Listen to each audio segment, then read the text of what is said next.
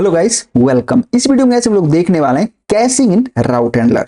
तो चलते हैं, पहले समझते हैं कि कैशिंग होता क्या है एंड देन उसको एग्जांपल से समझेंगे। ठीक है, okay. Caching in route handler, by default route handler are not cached. तो जो भी आप राउट हैंडलर बनाते हो बाय डिफॉल्ट में वहां पे कुछ भी कैशिंग नहीं होता है। ठीक है, however caching can be enable when using the get method. जब भी आप गेट मेथड यूज कर रहे हो तो वहां पे कैशिंग अनेबल आप कर सकते हो। ठीक है, बाय डिफॉल्ट यहाँ पे कैशिंग नहीं होता है। Okay, caching only work with get method. Caching only work with get method. Get method के अलावा किसी मेथड में कैशिंग काम नहीं करता है। मेथड लाइक पोस्ट, पुट और delete in HTTP are never cached. तो जो मेथड आप देख रहे हो, पोस्ट, पुट, डिलीट, जो भी HTTP के और मेथड है एक्सेप्ट गेट, उसके अंदर कैशिंग काम नहीं करेगा। ठीक है, caching will not work if you are using dynamic function like header and cookies or working with the request object in your get method.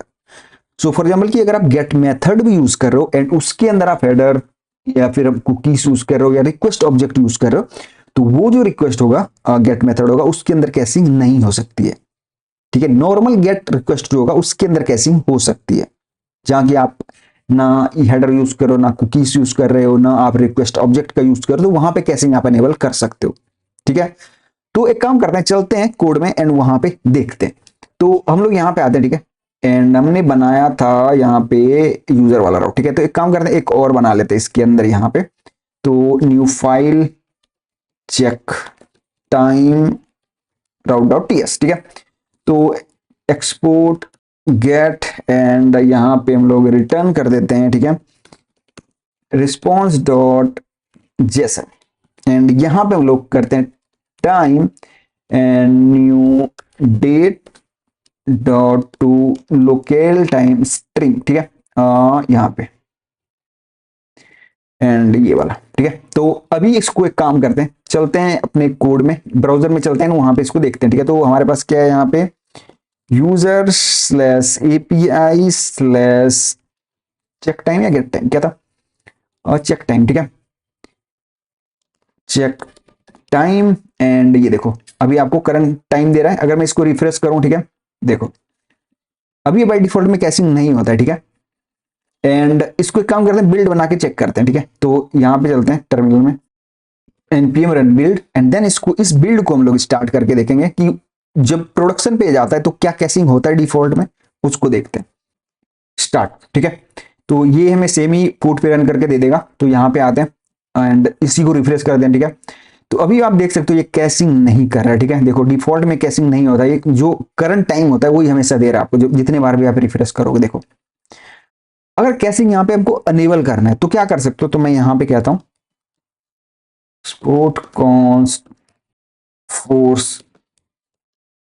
Force static. ठीक है, तो ये आपको करना है export const dynamic force static.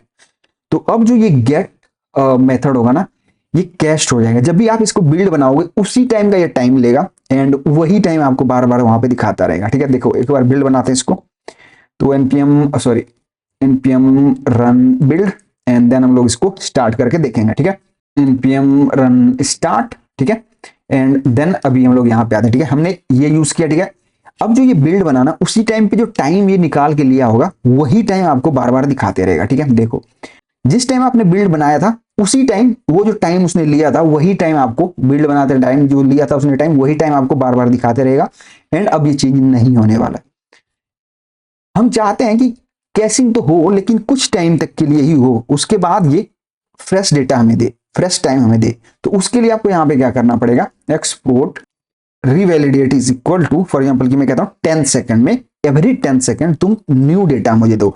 10 second के बीच में अगर कोई रिफ्रेश कर रहा है तो वो उसको वही डेटा देगा जो पिछले 10 सेकंड में वो लिया था। ठीक है, तो अभी इसको बिल्ड बना के दोबारा से चेक कर लेते हैं। तो मैं इसको क्लोज करता हूं, npm रन बिल्ड करते हैं एंड देन इसको स्टार्ट करके हम लोग देखेंगे। pm रन स्टार्ट एंड ये देखो स्टार्ट हो गया। अब आते हैं, तो अभी देखो ये देखो इतना टाइम दे रहा है एंड इसको मैं रिफ्रेश करता हूं, देखो एवरी 10 सेकंड अब वो देखो अगेन चेंज होगा थोड़ी देर में एंड देखो ये चेंज हो गया।